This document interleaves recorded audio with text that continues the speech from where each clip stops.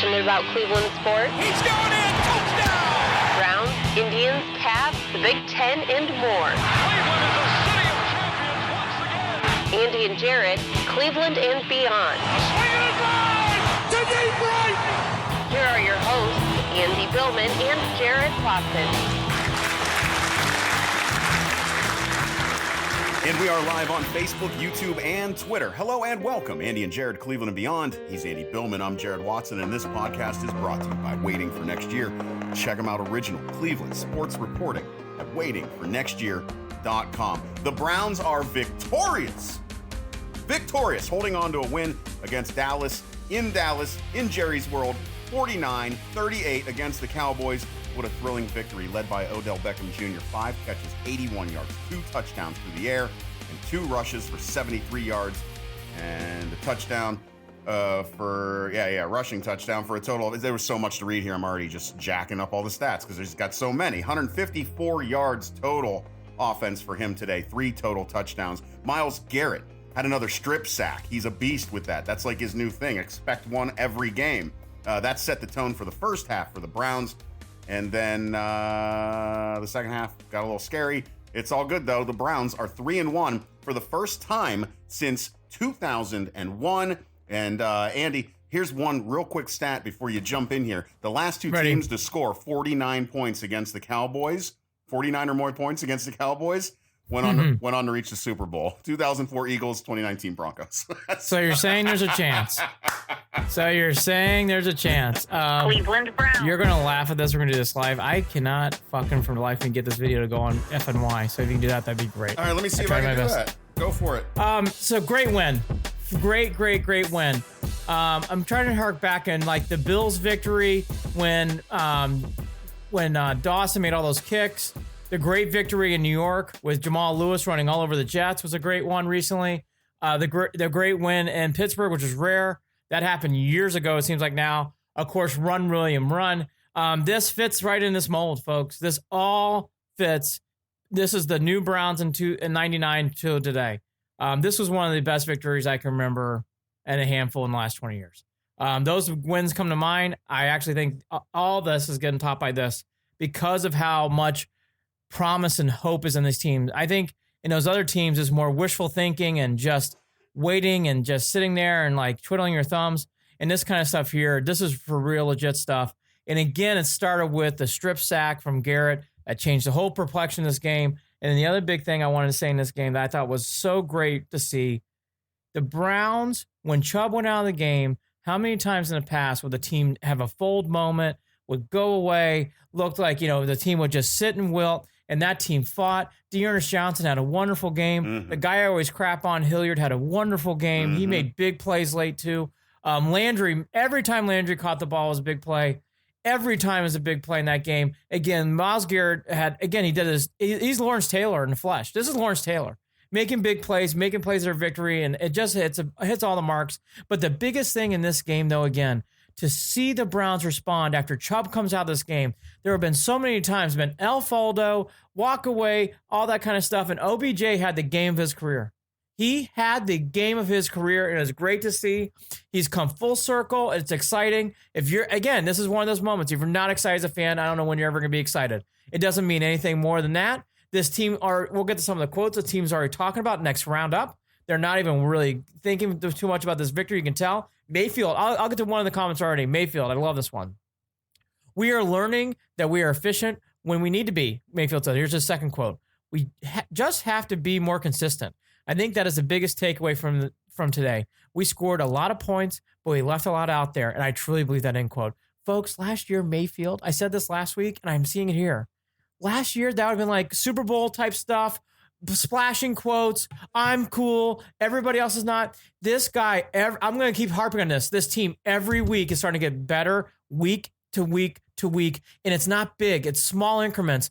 And 6 is not a Pro Bowl Hall of Fame thing yet. But you know what? Every week he's getting better. Even his stats this week aren't sexy, but he's getting better each week. It's small increments. It's getting exciting. Jarid, it's great to see.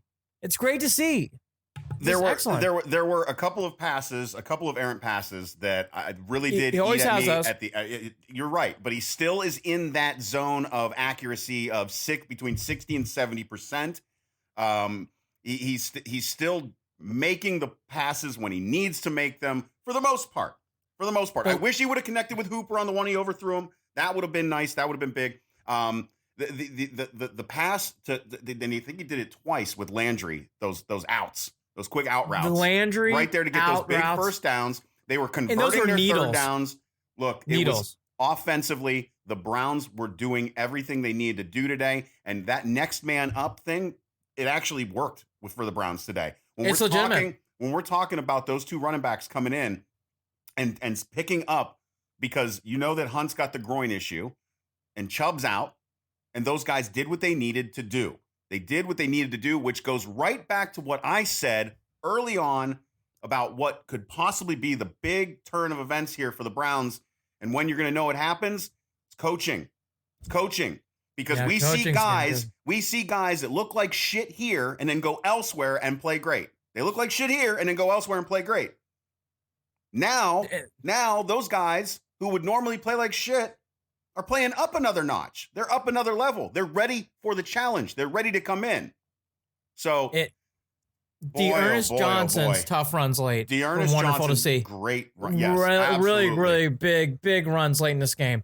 What you saw from Denzel Ward closing the game out was wonderful to see. Everybody knew the role. Yeah. Everybody made plays in big spots. Yeah, it was downhill sliding a little bit. And yes, you hope Chubb's okay. All that to be said, though, those big throws to Landry were big plays.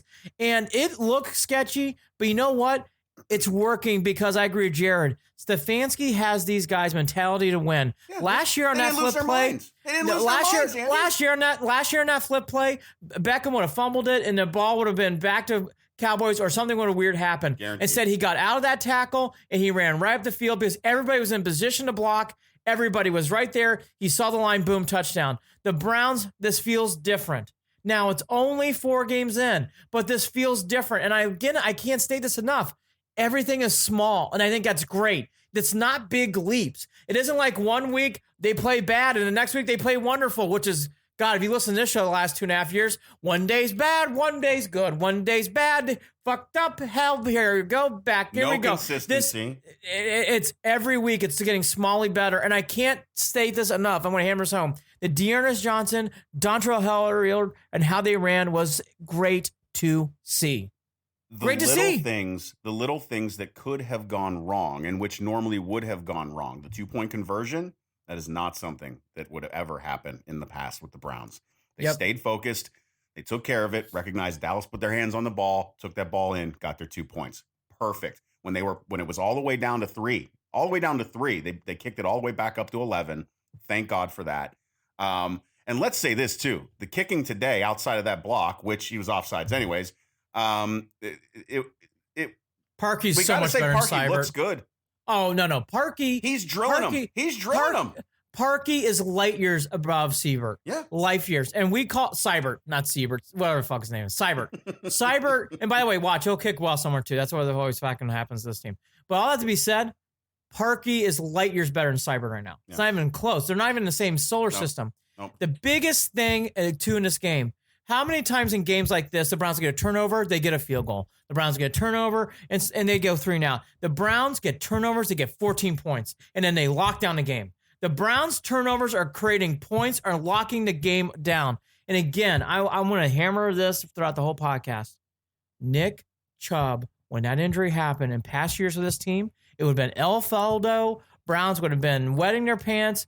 Everything, black cloud, the gray cloud, everything would have folded up, and the Browns would have really not been able to do anything. The Browns shook it off like nothing. Went right down the field and score. And you know what? In the defense who had trouble times in that middle period between the strip sack and all the way up to the Parkey field goal, they held their own. They did enough. And I know Dak Prescott's numbers were unbelievable, and we'll get to some of the things on defense they still need to work on. Yards after the catch. Yeah, I'm not is a big yet. one. I want to keep talking about the good stuff, but yards after the catch is the biggest Achilles heel on this team. But okay, all that to be said, though, again, I made this comment on Friday, and I was right. Zeke Elliott did not make an impact in this game of the ground, and the Browns won. And that was the biggest difference in this game. And they are. Speaking of Zeke, we had a takeaway from Zeke. The Browns won the turnover battle today again. 3 turnovers. So, Andy, I don't know how you can complain about this. 3 turnovers. Sendejo made up for what looked like was, his mistakes getting beat, deep. He did not play well, confusion. Though. Yeah, no, it's still it's still a problem. It is still such a problem. It's driving me up a wall. There's I wanted to talk real quickly though, just at the big plays. It was a lot of big plays. You're talking about Dearness Johnson with 28-yard longest run. Odell Beckham Jr., 50-yard longest run. 14-yard long run for Kareem Hunt. Nick Chubb with a 21-yard run. And even Dontrell Hilliard had a 10-yard run. Those are all big chunks. Every single one of those guys. Big chunks. Putting dents. Just beating up on that Dallas defense that could not stop the Browns from running the ball all day however they wanted to. The only issue was those 3 and outs late. It started to make me a little nervous. Andy. It was Dallas Dallas is a very good offense. And they were quick. Their offense is quick. I want to say one thing about that. Okay, let's go down the road. Dan Monis on Facebook commented, missed a wide open Odell at the end of the game. And that was the pace of Mayfield. Now, there's twofold on this. One, he did. And Mayfield's been doing that at times. Yes, there's an absolutely a big spot. Again, that was a big spot. But here's the other thing. That was the only thing in this game from Stefanski. Run the ball there. Make him use their timeout. Run the ball. I don't understand that play call there. That is a tough play. That is a big-time, nerve-wracking play. And again, small increments with Mayfield. I don't understand why you had to throw the ball there that late. I don't want to nitpick that too much as they won the game. But my feeling was he did miss it. He did, and he was open. But why are we throwing that ball late on 3rd and medium? Why don't we just hand the ball off, make him use a timeout? That was a mistake. I'm sorry, that was a mistake. I don't want to harp on it. Again, in positions like that, go to what's been working. Find Landry on and out to the sideline. Again, the problem there for me, yes, Mayfield missed him. The problem for me is why are we throwing the ball in that spot and not playing 3rd and medium when we've been running the ball and doing very well with that? Even if they get stopped, they're using a timeout there. That's the purpose there. Now, late in the game, Dallas came back. I knew that was going to happen. This is becoming the new, not just the NBA, the new NFL thing. You're up big and the team comes back. So I was expecting that. The Browns, for the most part, I was okay with up until that play, actually, which I actually thought it wasn't the right play call. Here's the reason why I'm okay with it. The Browns, majority of the time, were running the ball and trying to milk the clock. They were trying to milk the clock. And again, now to the one eye-opening thing that is across the league, but the Browns have it is not just an Achilles heel. It is a huge canyon problem. The Browns tackling and yards after the catch is atrocious. It is not getting better. It's gotten worse.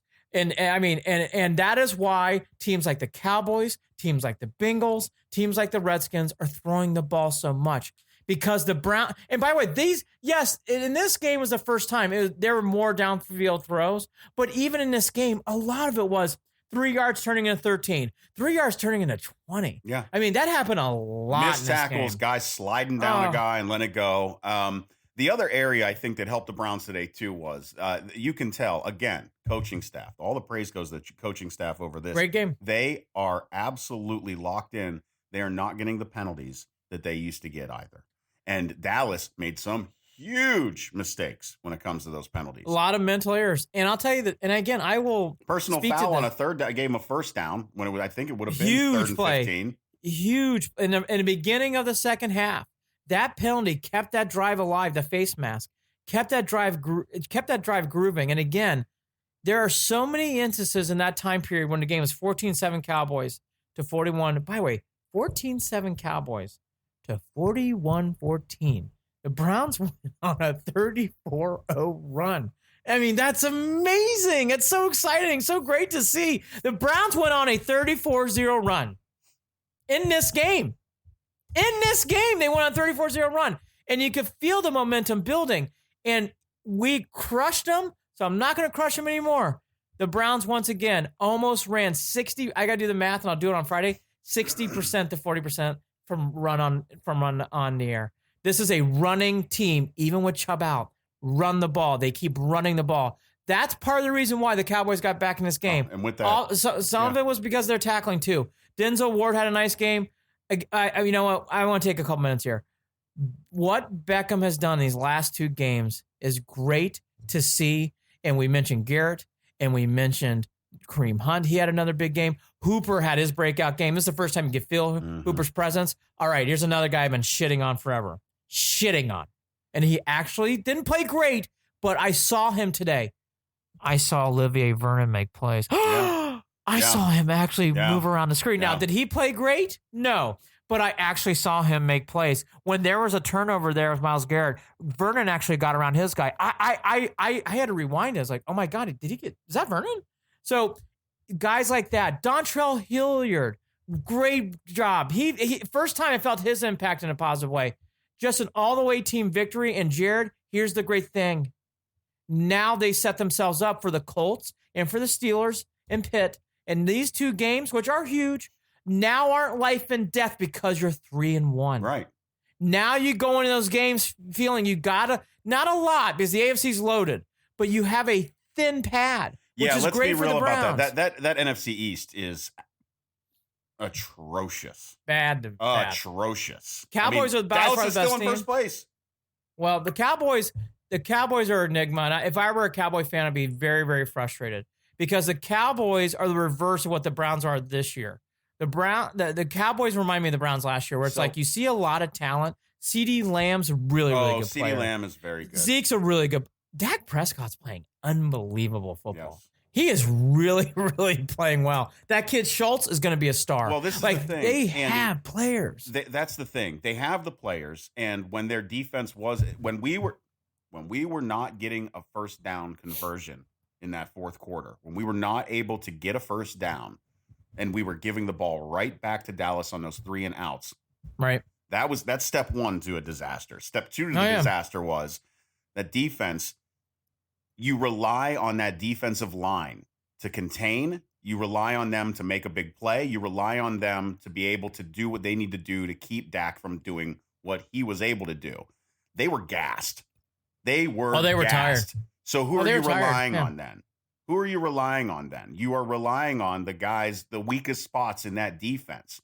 And those guys weren't making the tackles. No, they weren't. They weren't stopping Dak from doing. I mean, Dak did whatever he wanted. Dak threw that one pass in between Sendeo and was it Terrence Mitchell? I can't remember. To put him up 14-7. It was a wonderful pass. Wonderful. By the way, nothing you can do. And the ability to do that to this Browns defense is really frustrating. It really is. There are times where I'm wishing there were times today where they went for the ball and they should have been going for making the tackle. The only thing I will give fairness to the Browns defense, Dak Prescott and Joe Burrow, not the other 2, but Dak and Joe Burrow, and obviously Lamar at times. But Burrow and Dak were making plays where it's like, I felt like that play's a great example. What the fuck are you supposed to do? I mean, when Cooper caught that touchdown on that play, and basically Zendejo and I think it was Ward almost knocked into each other. Yeah.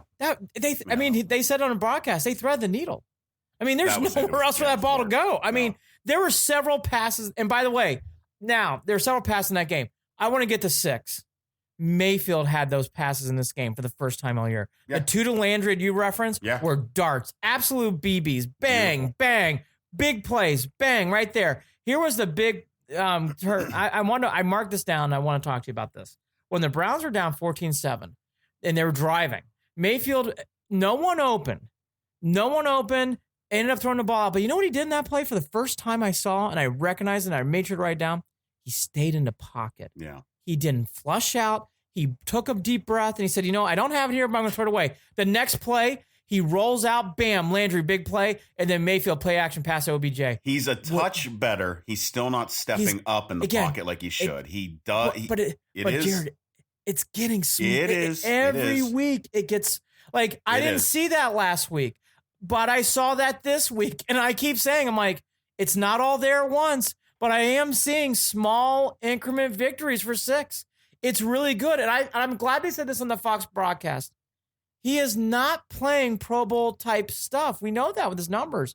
However, he is getting better week to week, and he's winning the game. And there was no turnovers again. Take care of the ball. None. And by the way, this was the first game, and I can't remember when. Nothing close.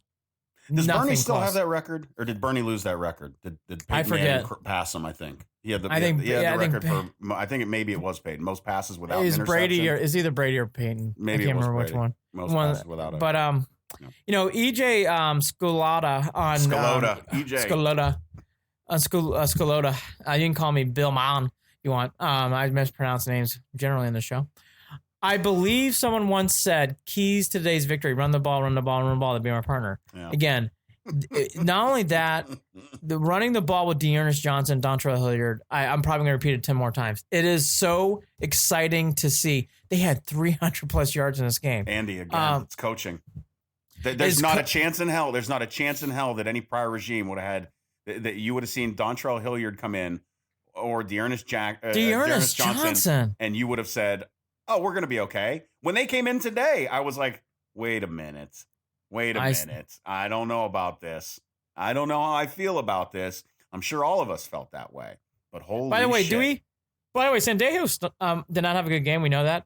But can we give him credit for the Zeke fumbles? He did cause a strip. Yeah. He made a nice play there. Yeah, absolutely.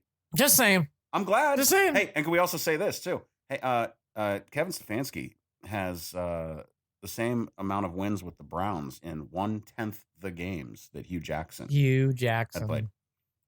He had 3 and 40, right? Was it 3 wins in 40 games, something like that?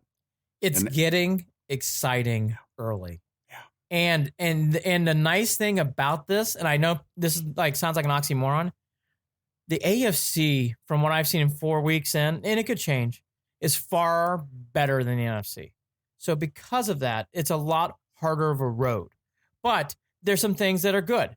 There's other challenges. All these teams are going to start beating off each other. But in the division alone, the North, the Steelers and the Ravens, we know are both very good. We know even with what's going on with COVID, the Tennessee Titans are very good. The Patriots are still the Patriots, even with what's going on with Cam Newton. It'll be interesting to see how they do this week. Oh, the Bills the destroyer, brother. He's gonna he'll handle the Chiefs. Don't even worry about it. The Bills went to 4-0, and the Chiefs are the Chiefs. So the AFC is very compacted. Yeah. But the Browns are sniffing it, and they're right there. And here's why I bring this up. In this year, it could not be another 2-2, 2-4 kind of things. I don't think you can survive that. And that's You're big. right. You're right. Big. Survive it. Correct. I honestly expected 2-2. You know that. I expected to go 3 and 5. And now we're on the path where we go 4-4 in the first 8 games. Maybe 5 and 3. That's in play. Look, I'm not going to get my hopes up. I know. Oh, come on. Isn't it fun to give our hopes up? We're playing just the Steelers, and you never know if the Bengals are going to steal one. There's certain. All right. Well, I mean, we got this. We're going all the way. I just didn't expect 15 to be sitting at 1. 3-1 right now. 15-1. 15-1. Did not expect 15. Oh my Super goodness. Bowl. Super Browns. Look, long ways to go. Now to some nitpicky things. Yeah. And this one is the one that is the worst, and it's nothing to nitpicky. Just hope for the best. Even with Dearness Johnson and Kareem Hunt, who had a big day, and Hilliard when he ran well, you really do hope Nick Chubb's injury is just something where it's a couple games, maybe a game here and there. I watched the replay again. I guess I did actually see him tap his knee immediately as soon as he went down. But I've learned this, and I don't know how Jared feels with knee injuries or anything like that. I've seen guys walk off the field and then they're out for the year, and I've seen guys being carried and crutched off and they come back. So until that MRI happens, you just don't know. Right. And what you're hoping is it's not some terrible tear in the meniscus or anything like that, but being able to see Nick get up and walk off the field, and he was putting weight on that leg. He was limping, but he was putting weight down. You can really just hope that it's a little bit of a tweak from the way that he got rolled up on. The way he was rolled up on, it looked like it was an ankle. But it turned out the way that he got tweaked on his way down, it was his knee. Andy, yeah, I mean, I'm nervous about it, but I also I feel better after seeing what the Browns were able to do, still running the ball, not changing their game plan, going downhill. Again, it's not hovering. In past years, this kind of injury would hover over the season, would hover over usually a couple of weeks. not just in game. We're talking about it as an afterthought, and that's big. The other big things here in this team that is to work on is this tackling issue. Every team now is going to do the same thing. Mm-hmm. If you pass the ball within 3 to 5 yards, you're going to get 10 or 12 or more. And folks, throw a rock in this game. There are so many examples of when that happened that it's hard to really choose any of them. I'm actually going to put another guy in notice. I know people on Sandejo, and that's fair. He did not play well. Is outside that fumble strip. The days of talkie for me are getting very, very, very frustrating. Yeah. I don't see it. I'm not excited by it. I just don't. He's in the play at times. He doesn't. He had an interception in that, and almost didn't, but didn't get it. Outside of Ward, again, Vernon played better. He still played average, but at least you saw him. Richardson, my God, hopefully he's okay. Yeah, that guy went hard in this game. It's only his first game back. Wilson, you didn't see him, didn't feel his presence in this game. First time all year, Ogunjobi really didn't do much. Didn't really feel him. But, beyond Denzel Ward, the secondary, and again, linebackers. I mean, Terrence Mitchell has not played terribly this year. He's played okay. Yeah. Played okay. And by the way, I'm not hopeful for much for Greedy. So I kind of realize that. I just am hoping more from the Mac Wilsons. BJ Goodson has played better at times, so he just had one of those games. I mean, again, BJ Goodson, you saw him a lot running around against Washington. You didn't feel his presence at all in this game. And again, Talkie, he's in the screen, but I just don't feel like he's playing well. I don't know how else to say it. He doesn't look like he's in position, and Sandejo is obvious. I mean, there is something and this is where it goes to Joe Woods and Stefanski.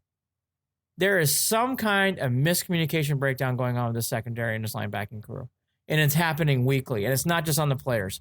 Woods and Stefanski need to get in there and need to start implementing some sort of game plan. Yeah. Because there's too many times where there's falter stuff going on. And in the Cowboys case, you didn't even see where Burrow, but you saw today at Dak. They hit some big plays for 20-plus yards because they just had no fucking clue. And then at one touchdown, Sandejo thought he was getting safety help. He didn't. And again, it happens frequently. And I'm watching this game, and I watched a little bit of it again already. It's eye-gouging sore. I mean, they have some communication errors. Has it gotten better? I would say yes, but it couldn't have gotten worse because it was really bad. Okay, well, what's saving them is the fact that they're getting the turnovers on defense. And when you're getting the turnovers and the Browns are using that and putting points on the board. The Browns, I believe, have the most points scored on turnovers this season out of any team in the NFL. No, they do. And I'll even go a step further. Myles Garrett is having an LT type season. I mean, these are 3 straight games strip sacks. That's Derek Thomas. That's LT. That's what you're talking about. It's crazy that as bad as the Browns defense has been at times, that him and Ward, Garrett so far, but Ward today, they have superstar quality guys. Just a couple of them, not a lot, just a couple of them that will save that team's ass and have done it now 3 weeks in a row. 3 weeks in a row. 2 weeks, Garrett shut it down. This week, Ward shut it down. Yeah, I did. Locked it down. Lockadini. If they can stay laser focused and make these plays, Andy, they're going to keep pulling these wins down. I mean, and you know that. Beyond everything, beyond them blowing the big lead that they had, beyond it getting closer than it ever should have been, there is no taking away from the fact that they took their asses down to Dallas, walked in there with a desperate Dallas team that needed a win today. And won by double digits. I mean, they didn't win by 5. They won by double digits. On a game that the spread was 4.5 against them. Yeah. Look, the Browns are doing things to get you excited, and it's not bullshit. And let me just state this. The Cowboys have done this against the Rams and against the Seahawks as well. Yeah. This is a good team, okay? They are having some big issues on defense. And by the way, that is Dallas's problems, not this podcast's problems. Right. Fuck them. Good luck. Take care. But to what Jared's saying, this offense is legit. And I mean, unless something drastically changes, Dak is on his way to go to Pro Bowl. He is playing really, really, really well. No, and that's what gives us hope. Sharp. The Browns have played 4 games, and in 3 of them, Jackson, Burrow, and Prescott, they've played against 3 quarterbacks. The Haskins stunk. But everybody else has played good quarterbacks. Have played well in those games, and they've won 2 out of 3. That's pretty fucking good. It isn't like these are sloppy wins. These are wins where it's like, again, I know they gave up some lead, but you got to, the Seahawks couldn't stop them either. It isn't some of it's got to be expected. That's why some of it is, it's just how these sports runs go. Don't crap on that too much. Really, honestly, don't crap on it too much. They made enough plays. Beckham won the game. You take it and you get out of there. Look at what it takes to get a team to calm down, to focus, and to reel it back in, and to get the points when it needs to happen. Yeah. Oh my God, oh boy. Again, execution. Again, this goes to coaching once again. They, in other years, would have never been able to execute the Landry to Beckham. There'd have been a holding call. Something would have pulled it back. They would have never some turnover. There would have been a holding or a block in the back on that Odell Beckham Jr. 50-yard run for the touchdown. Strip, fumble. I mean, there are so many times in these games, to what Jared's alluding to, and Jared's right. Let's punch this. In the past years, strip sack, 6 and out and a punt. Something weird where it's like we get a field goal, or we get in field goal range, and then Cyber misses or Zane Gonzalez misses, and all momentum's lost. And that's not happening right now on this team. Well, look how they even came out into the second half and scored so quick, too. And by the way, took control of the game. And again, I know the lead was a little bit lost, and that's frustrating. But the Cowboys did that to the Seahawks. The Cowboys did that to the Rams. They're a good offensive. They're a very good offensive team. And the Browns did enough to win the game. Actually, I think that was fine. You got to expect Dallas is desperate. Dallas needed that game. Jared hit all the points. We talked about him here on Friday. Dallas is now 1-3, about ready to play the 0-4 Giants. Desperate game, desperate times. Again, another podcast. Fuck them. Good luck. Peace out. The Browns are doing what's doing right. They're making good plays, and what's good for them, I know it's not fun for us, but it's good for them. The Colts are 3-1. They won again today in Chicago. They're next. And then we all know we go to that dreaded fucking Ketchup Stadium after that to play Pitt. So all these games coming up are not breathers. You got to keep going. You got to push through. And Jared hit another point. I was going to say the same thing. The NFC East sucks, finally. By the way, fuck them. They need to stink. And you know what? You're playing them. Take advantage of those wins. And you know what? Later in the year, you got to beat Philly and you got to be New York. You got to win those games late. Must.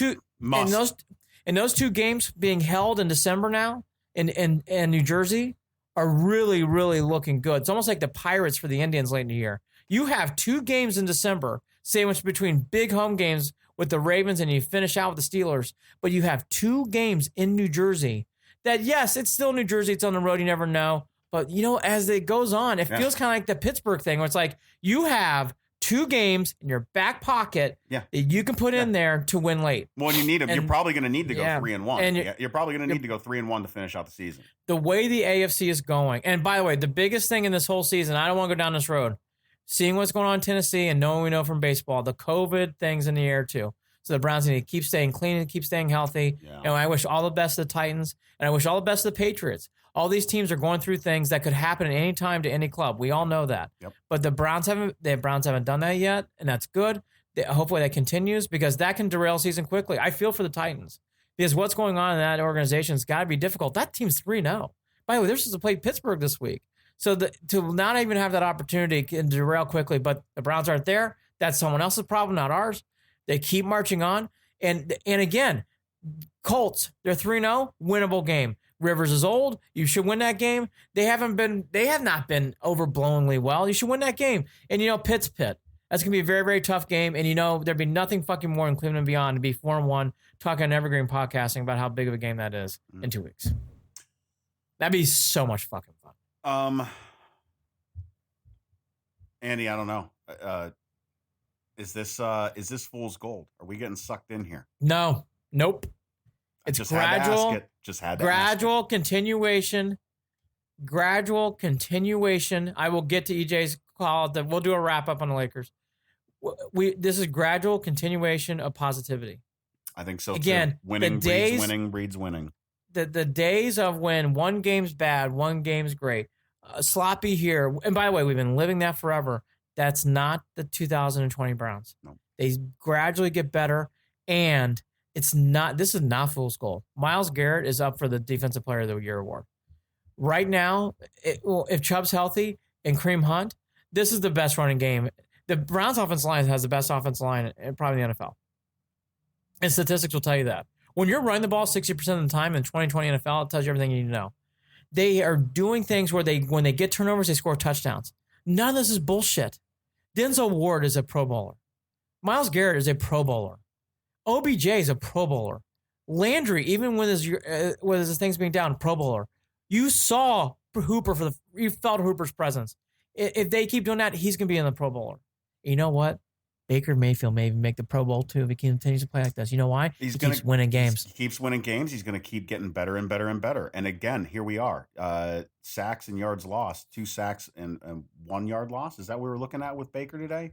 Yep. And that was on a play where he ran down and scrambled out. That one, yeah. And so exactly, that was a gimme sack right there. But three sacks on Dak today for 21 yards lost. Again, you just look at every category today with those Browns. You look at every category, especially time of possession. They were able to, even with allowing Dak to run down the field, the Browns still were the ones who controlled the clock for a majority of that game, and they ran it out at the end. So 5 penalties, 40 yards. You mentioned that. Let's mention that again. 5 penalties, 40 yards. My God, these are the same Browns. Isn't that crazy? Red zone, 4 out of 5, and one of those was a field goal to end the half. And I was fine with that. I touchdowns. know that there was some questions on they could have managed that clock a little bit better. So no, they got their sure thing. The 3 points. Who said that? Was perfect. Who said that? The announcers.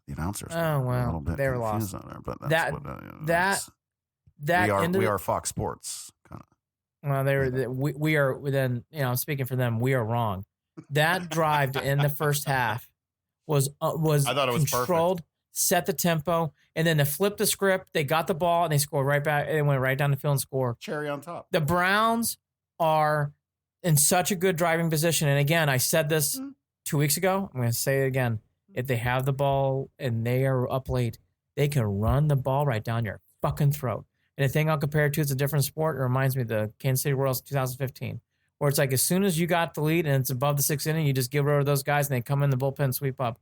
Right now for the Browns, if you got the ball, if you got the lead late, you just go, all right, here you go. Kareem Hunt, Dearness Johnson, hopefully Nick Chubb, and take the ball and run it out. And when you have that ability and you know you got that, you can do a lot. I just can't say that enough. Again, one more nitpicky thing. I know Mr. Monas made that a point, but I'll say it again. The Odell Beckham play to Mayfield was not the right play call, in my opinion. I know Mayfield missed it. He still could have hit it. In that position, just run the ball, make them use their last timeout, and get the hell out of Dodge. Get the hell out of Dodge. That's the only thing I'll nitpick. Yards after the catch and tackling is still an eyesore of eyesores. I agree with everyone. Sandejo needs to go outside of that one strip play. The communication on defense is atrocious. Taki, I'm long on the tooth on him already. He's wearing me out. But again, there's so many positive things. That's for a different day. That'll be for Friday's show. This was one of the, Jets victory of Jamal Lewis, run, William, run. The Pittsburgh win from years and years ago, seems like now.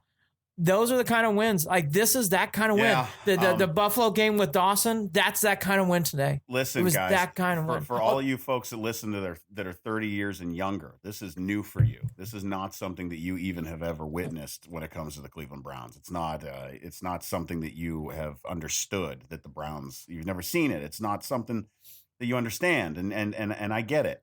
But boy, oh boy, oh boy, soak it in and enjoy it, because I can tell you right now, compared to the last 20 years, we are in a better position than we have ever been in, period. There is no question and no argument right now. None. Stefanski was the right move. We were all bitching because we didn't pick up McCarthy. We're all bitching about it. We wanted McCarthy. We still want He's McCarthy. 1-3. We still want McCarthy. And by the way, the Cowboys have a lot of talented players. I mean, that is still want McCarthy. That's a rough 1-3. That's all. Did ownership still screw that one up? I don't think so. I think Stefanski's Andrew right. Berry, Paul DePodesta, and Stefanski have done a wonderful job. My only little note to them, outside of keeping Six and maintaining him and growing him, Stefanski does need to get over there and go into that defensive huddle and talk to Joe Woods and help that defense out. If you're really talking down the road, because the Browns have the nameplate talent to win big, but they have to tackle better. They're going to need to do a much better job in the secondary. That day's not today. That day's coming. I can feel it, but it's not today. Yeah, let's put it to bed. Browns big today. Big Huge. win in Dallas. Huge. Holy shit.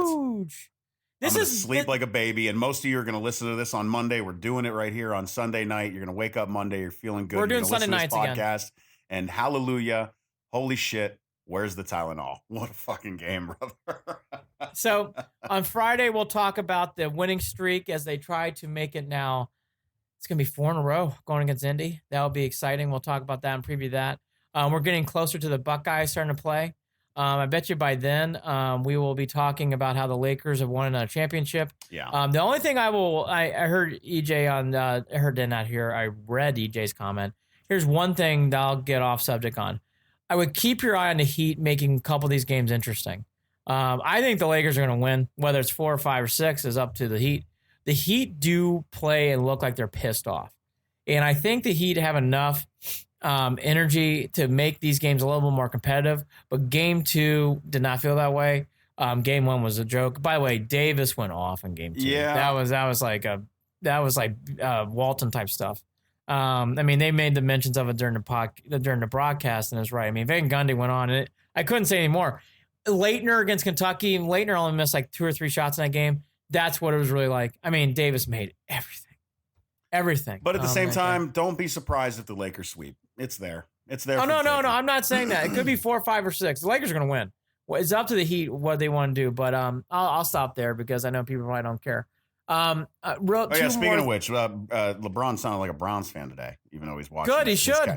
Watching his Good. Cowboys get their asses kicked. Good.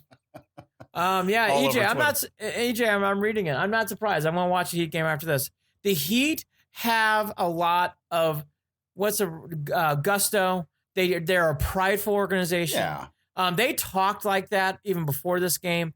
Not surprised. I think the Heat are going to give a lot more than what they showed. You could see it kind of turning around. Davis just won that game. All that to be said, though, I know what I know. The Lakers are toying with championship. I mean, they're going to win. They don't. It's a big collapse, and that's not going to happen. So make sure you follow us on Facebook, facebook.com/Cleveland and Beyond, on Twitter @CLE and Beyond, and you can shoot us an email at andyandjared@gmail.com. Check out the website, clevelandandbeyond.net. Kaylee's been working her ass off getting that thing ready. I'm going to take a peek at it right after we finish up this show. Waterhouse. We are brought to you by Waiting for Next Year. Check them out. Original Cleveland sports reporting at waitingfornextyear.com. Plenty of exciting things, not only for the Browns today, but for this podcast coming up in the very near future. Evergreen Podcasts, get ready. Big things happening. I'm very excited about it. I'm very excited too. Final thoughts, Andy?